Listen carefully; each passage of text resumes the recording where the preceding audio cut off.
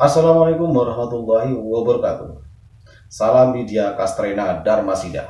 Bertemu lagi dengan saya di Naim Channel, channel edukasi organisasi yang penuh inspirasi tiada henti. Bravo! Sahabat, pada kesempatan kali ini saya akan menjelaskan cara membuat makalah yang menarik untuk dinilai oleh dosen. Karena apa? Kebanyakan selama ini kita membuat makalah itu asal-asalan, kemudian dengan waktu yang sangat singkat, sehingga untuk dinilai oleh dosen pun menjadi ya kurang menarik seperti itu. Nah, pada malam hari ini saya mencoba untuk memberikan tips-tips cara membuat makalah yang simple namun sangat menarik untuk dinilai oleh dosen. Tips pertama untuk penyusunan makalah. Yang pertama adalah jelas harus ada cover. Kemudian yang kedua ada abstrak. Kemudian yang ketiga ada yang namanya kata pengantar. Kemudian yang keempat adanya daftar isi. Jadi semacam itu sahabat. Cover jelas untuk memperindah tampilan daripada makalah sahabat. Kemudian yang kedua terkait dengan abstrak. Abstrak ini adalah isinya tentang seputar atau ringkasan dari makalah yang sahabat tulis. Kemudian yang ketiga berkaitan dengan kata pengantar. Nah, kata pengantar ini sangat penting teman-teman ya. Pentingnya kenapa? Karena di kata pengantar ini teman-teman menyampaikan terima kasih kepada dosen, kemudian pada teman, kemudian kepada orang tua karena telah mendoakan selama ini misalkan.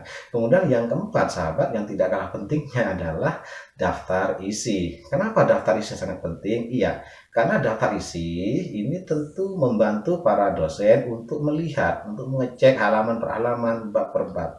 Sehingga daftar isi ini juga sangat penting. Jadi semacam itu sahabat itu. Berikutnya adalah tips kedua.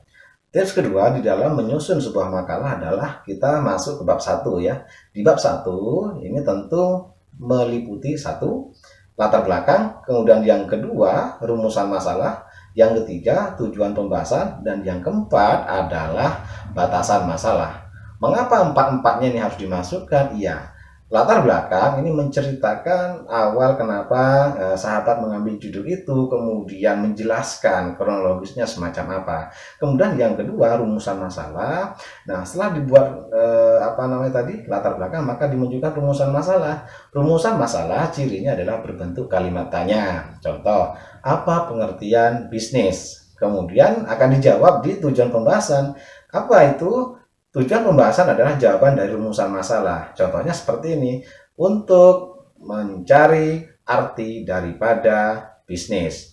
Atau untuk mengetahui makna daripada bisnis. Jadi semacam itu. Ini yang ketiga adalah tujuan pembahasan. Kemudian yang keempat adalah batasan masalah.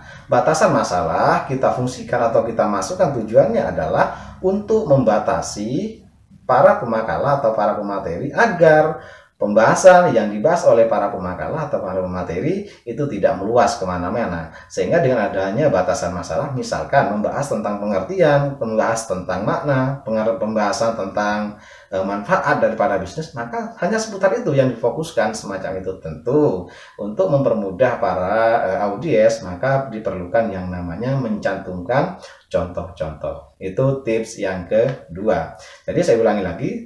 Yang pertama, di bab 1 harus memunculkan satu latar belakang, kemudian rumusan masalah, yang ketiga adalah tujuan pembahasan, dan yang keempat adalah batasan masalah. Sekarang tips yang ketiga. Tips yang ketiga ini kita masuk pada bab 2.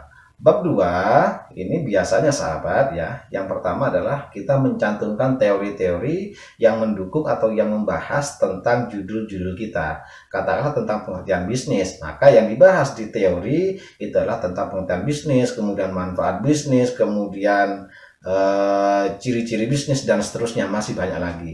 Itu terkait dengan poin A, maka kita mencantumkan teori-teori yang berkaitan dengan judul kita. Nah, dari dosen ini memang tidak ada ketentuan secara khusus gitu ya, karena dosen A dengan dosen B ini biasanya ada selera masing-masing. Ada yang 10 tahun terakhir, ada yang 15 tahun terakhir, bahkan diberi kebebasan untuk para sahabat untuk mengambil teori-teori yang berkaitan dengan judulnya. Nah, lazimnya kalau seperti yang saya lakukan biasanya tidak ada pembatasan. Ya yang penting mahasiswa itu bisa saja membuat makalah. Nah, untuk yang lain-lain nanti bisa kita tata di akhir semacam itu. Karena apa? Pada dasarnya membuat makalah adalah latihan untuk menulis karya ilmiah. Itu ya. Jadi sekali lagi di bab 2 itu mencantumkan teori-teori yang berkaitan dengan judul yang sahabat ambil. Kemudian di bawah teori ini mulai fokus. Karena apa? Di atasnya teori masih di bab 2 ini ya. Di atas itu teori-teori, kemudian di bawahnya ini baru dicantumkan yang namanya pembahasan. Nah, pembahasan ada di mana? Nah, selama ini yang saya berikan kepada mahasiswa adalah pembahasan ada di bab 2. Di bawahnya yang poin A itu adalah teori, kemudian di poin B itu adalah pembahasan-pembahasan. Pembahasannya harus detail, kemudian dibuktikan dengan contoh-contoh, kemudian kalau memang memerlukan gambar, maka perlu dimunculkan gambar di situ. Kemudian diperlukan juga yang namanya grafik, kalau memang itu dibutuhkan. Jadi semacam itu, sahabat. Tujuannya adalah kenapa dimunculkan gambar, kenapa dimunculkan contoh, kenapa dimunculkan grafik. Tujuannya adalah untuk memberikan pemahaman secara utuh, untuk memberikan kemudahan kepada para audiens dalam membaca dan memahami makalah yang kita susun. Tips yang keempat adalah membahas tentang bab 3. Nah, bab 3 itu ada kesimpulan, kemudian ada saran. Di kesimpulan ini adalah isi dari seluruh makalah yang saudara tulis kemudian dimunculkan di dalam sebuah kesimpulan. Kemudian yang terakhir adalah saran. Nah, saran-saran ini isinya adalah rekomendasi-rekomendasi yang disampaikan kepada satu, mungkin kepada pemakalah berikutnya, kemudian yang kedua tentang kebijakan-kebijakan kepada pemerintah maupun yang lainnya. Disesuaikan dengan judul yang saudara ambil.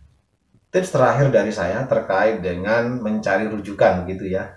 Saya yakin selama ini mungkin teman-teman atau sahabat-sahabat di dalam mencari sebuah rujukan itu fokus pada yang namanya Google.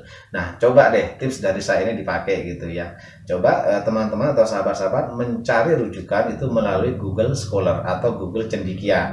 Nah, ketika saudara mengetik itu di Google gitu ya, Google Cendekia atau Google Scholar, maka setelah muncul kolom maka silakan saudara ketik di situ judul-judul yang saudara inginkan. Insya Allah dengan menggunakan Google Scholar, rujukan-rujukan yang saudara inginkan jauh lebih cepat ditemukan. Kemudian di sana juga yang muncul pasti jurnal-jurnal yang memang sudah bereputasi atau sudah terakreditasi. Seperti itu, mudah-mudahan tips yang sederhana ini sangat bermanfaat, sangat membantu untuk teman-teman sekalian di dalam penyusunan makalah, terutama bagi mahasiswa baru. Terima kasih telah melihat dan menonton video Naim Channel ini. Semoga bermanfaat. Jangan lupa like, comment, and subscribe tentunya. Terima kasih. Assalamualaikum warahmatullahi wabarakatuh dan salam Widya Pastrina Dharma Siga.